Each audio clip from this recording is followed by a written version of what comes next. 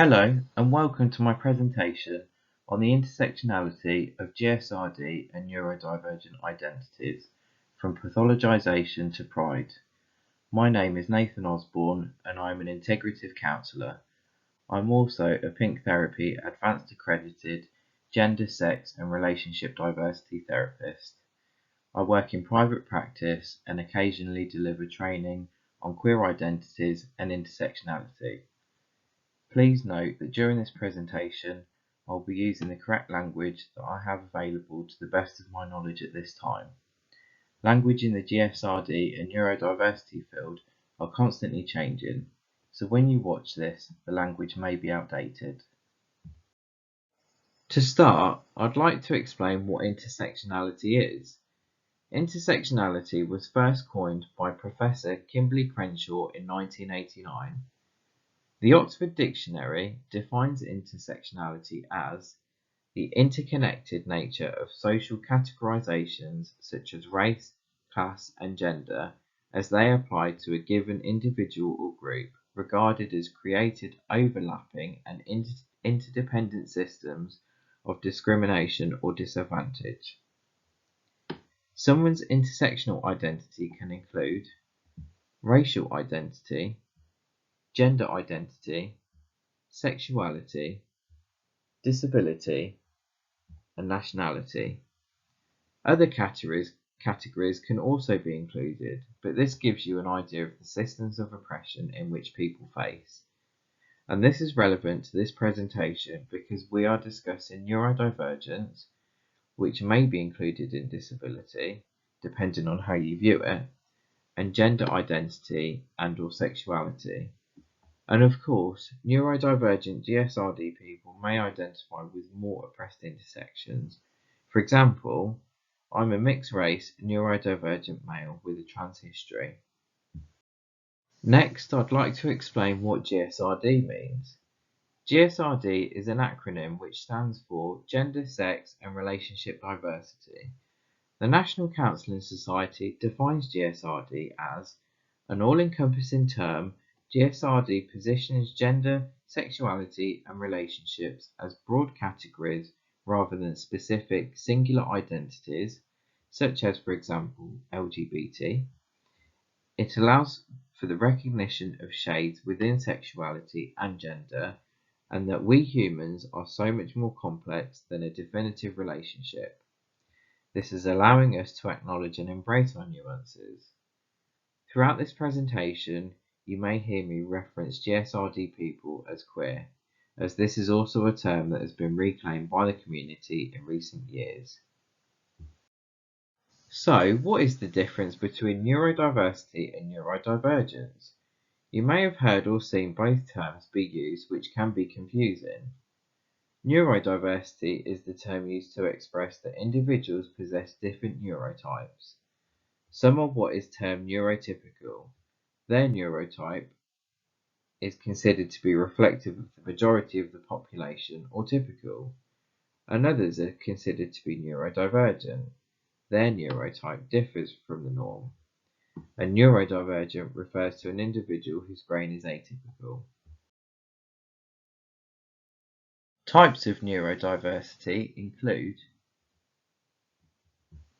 ADHD, Tourette's, dyslexia, dysgraphia, dyscalculia, dyspraxia, OCD, and autism. This list is not a definitive list of different neurotypes, but gives you an idea of what we're going to be discussing. Historically, being queer or GSRD has had its challenges and still does today. In 1968, the DSM-2, which is the Diagnostic Statistical Manual of Mental Disorders, classified homosexuality as a mental disorder. It was only in 1992 that the World Health Organization declassified homosexuality as a mental disorder. As we know, homosexuality being pathologized has had a lasting impact on the community. In 1980, being transgender was introduced into the DSM-3 and also treated as a disorder. It was only in 2013 that it was replaced with gender dysphoria, distress which transgender may feel rather than the identity. And conversion practice organisations such as Exodus International were founded in 1973 because of the belief that homosexuality and being transgender was sinful and or a mental disorder. Despite the declassification, these practices still take place today, so you can see how the stigma is still very much present. Fortunately, in a lot of parts of the world, they're more accepting these days and understand that queer identities are not a mental disorder. And I know that there are many other identities within the GSRD community that I haven't mentioned within this slide that I wanted to acknowledge.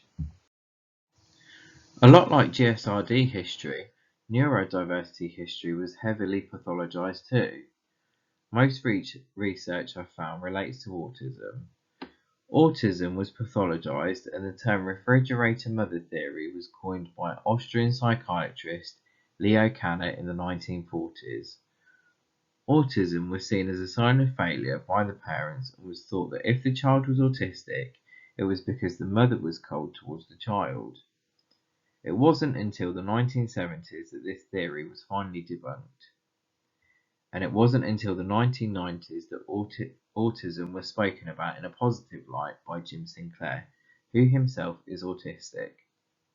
Jim advanced the neurodiversity movement and wrote an informative piece called Don't Mourn for Us, which changed how people viewed autism.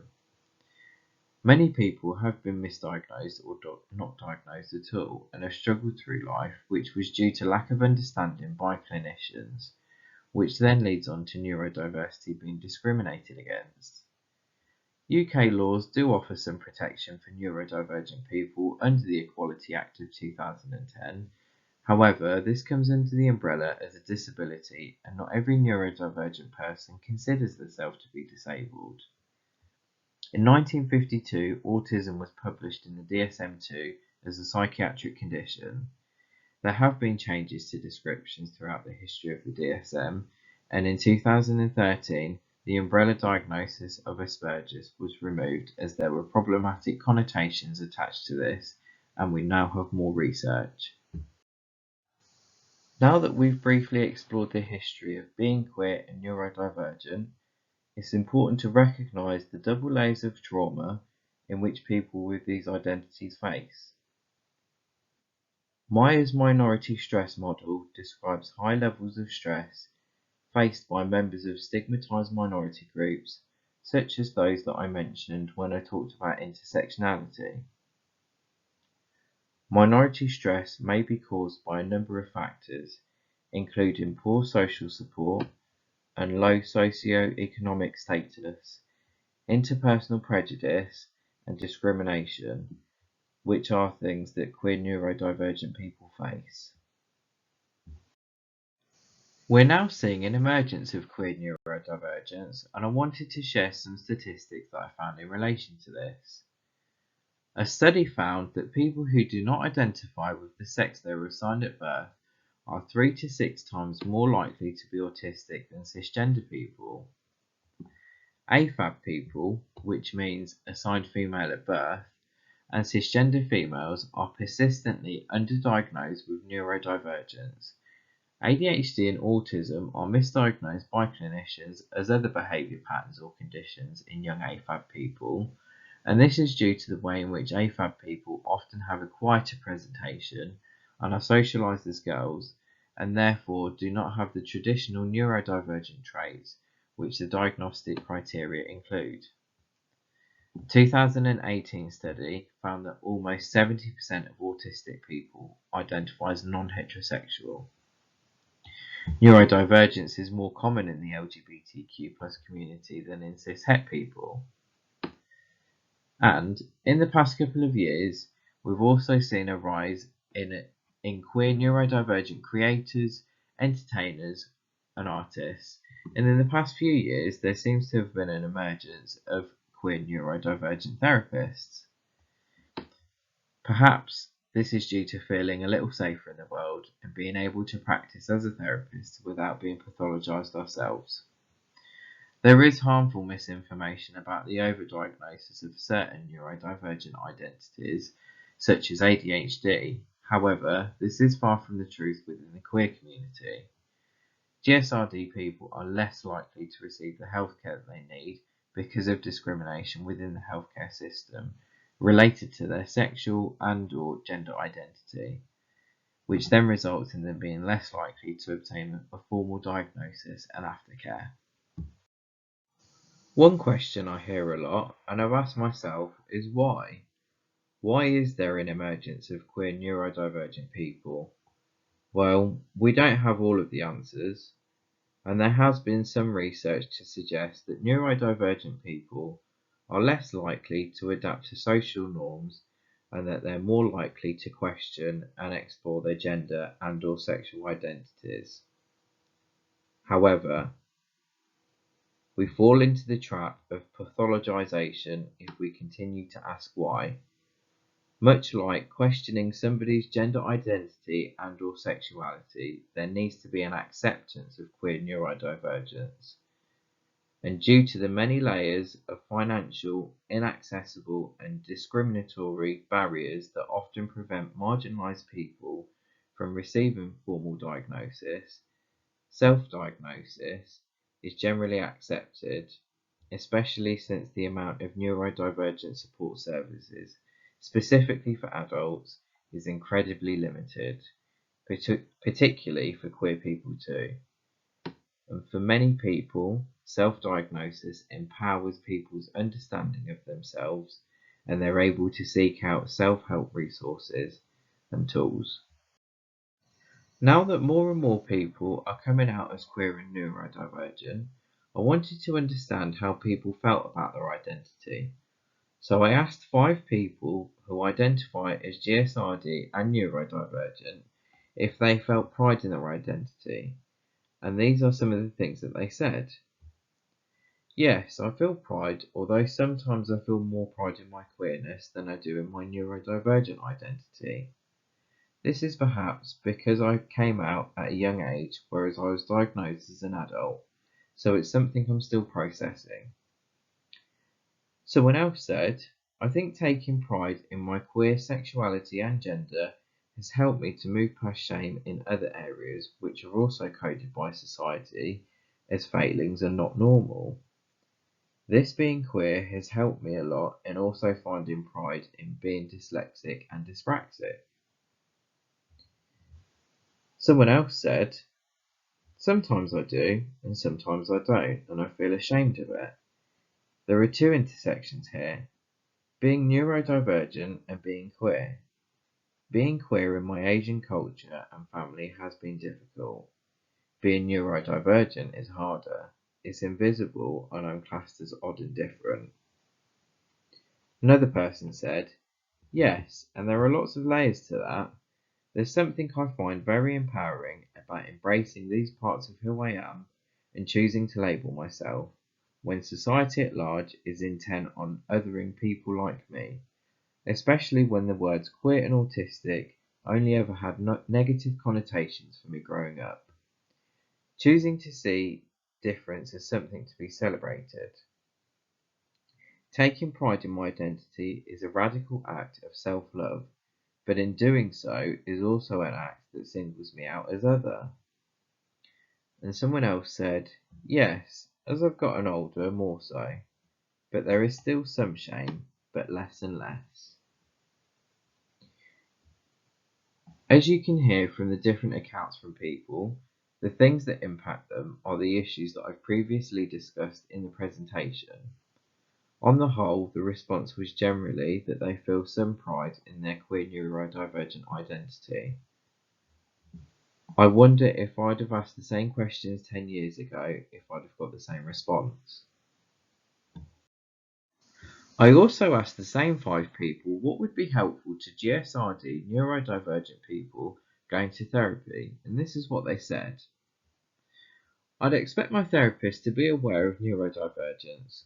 I don't want my therapist to expect me to be responding in normative ways of working, which feels like convergent therapy. I'd find it helpful if my therapist could ask me more questions than make assumptions, as neurodivergence can vary from people to people. Be curious. Finally, I'd like my therapist to be able to make me comfortable with my ableism. Someone else said, it'd be helpful for a therapist to ask for pronouns. I want to know about my neurodiverse identity from the start. I might not want to share that, but just being asked it in the initial chat or email inquiry or first meeting might make me feel like I'm in a safe place. It might give me scope to be able to reflect on the intersections of my identity in relation to the context of therapy. I'd also want to know that they had training in LGBTQIA+ therapy. Someone else said, it being clear that the therapist understands neurodivergence as a difference and not always a disability. Another said, having a way to signal potential queer neurodivergent clients that your room will be a safe space for them is important in that initial first step. Another important thing to bear in mind is endeavouring to approach the client's lived experience with an attitude of humility instead of defensiveness when what is normal for them does not match up with what you consider normal. Therapy is a space that I don't need to selectively hide parts of who I am. And someone else said, clarity around things like timekeeping, where I go, when I first arrive, and payment. I like options to book online and payment online. Counselling should be a non-judgmental space, but further acceptance of the difference that queer and neurodivergent people face is super important. No assumptions, because everyone is different. As you can hear from these accounts, taking someone's intersectional identity into account and bringing that into the session is important to people's therapeutic journey and their own sense of self. So if you aren't seeing all of the client's intersections, are you really seeing them at all? And finally, if you'd like to find out further information about anything I've discussed during this presentation, here are the links to the references I've used. Thank you for taking the time to watch and/or listen to my presentation today.